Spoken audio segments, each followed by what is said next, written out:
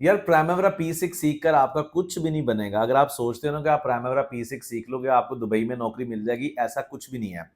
बहुत सारे लोगों के ज़हन में ये मिसकंसेप्शन और आज की इस वीडियो के अंदर मैं ये आपका कॉन्सेप्ट क्लियर कर दूं।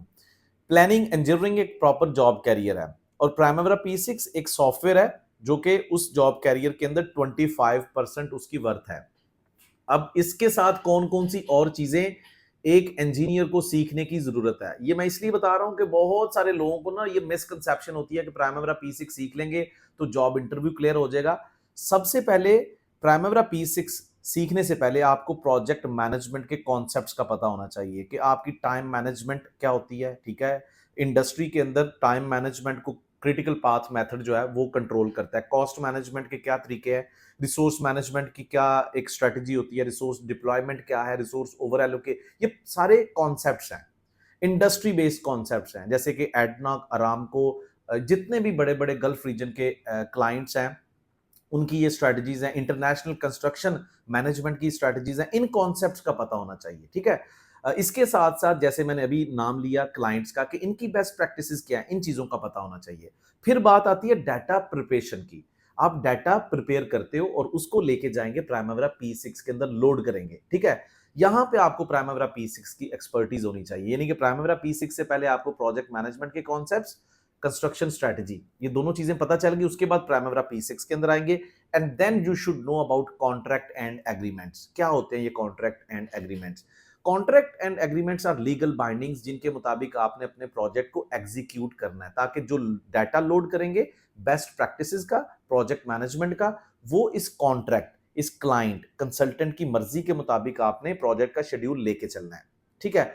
अब ये भी सीखना काफी नहीं है, मतलब एक प्लानिंग इंजीनियर का आप ऑलरेडी जॉब कर रहे हैं, then it's perfect, that's good, आप प्लानिंग इंजीनियर बन गए।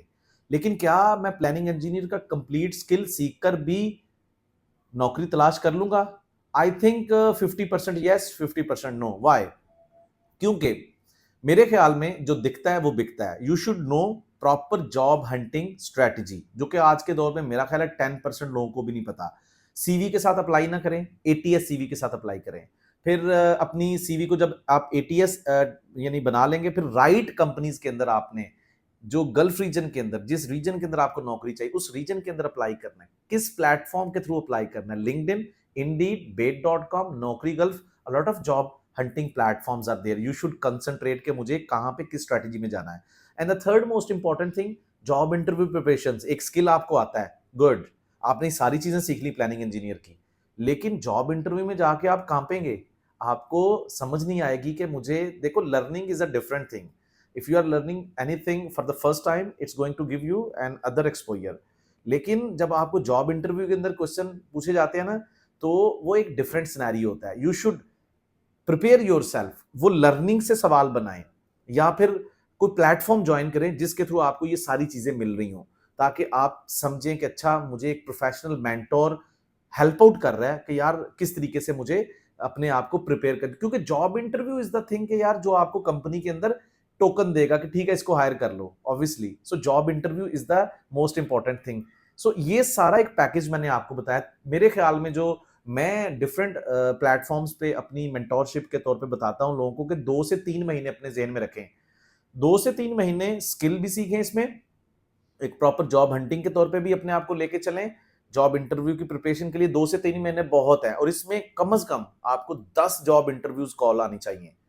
मतलब के 9 जॉब इंटरव्यूज आपके फेल भी हो जाए कोई मसला नहीं, दे विल हेल्प यू। 3-3 सवाल भी वो पूछ के आपको फेल कर रहा है, 4-5, तो कितने क्वेश्चंस होंगे? 45। 45 सवाल आपकी विन विन सिचुएशन है, फिर 10वां जॉब इंटरव्यू आपका क्लियर होना चाहिए।